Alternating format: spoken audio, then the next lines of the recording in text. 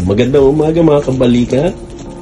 Nandito po kami, isang may puso ang nag-donate ng iba't ibang mga gamit para sa panganganak.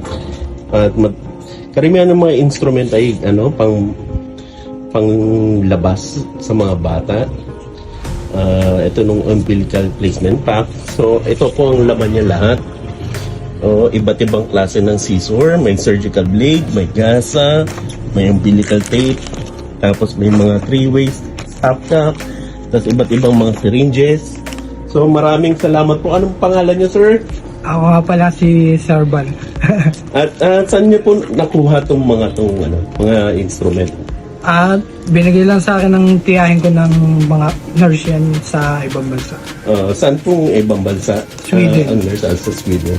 Maraming salamat po. Actually, maraming matutulungan ang mga kasamahan natin, mga midwife, sa mga pagpapaanak na itong mga iba't ibang mga instrumento. Magagamit po nila ito. Maraming salamat.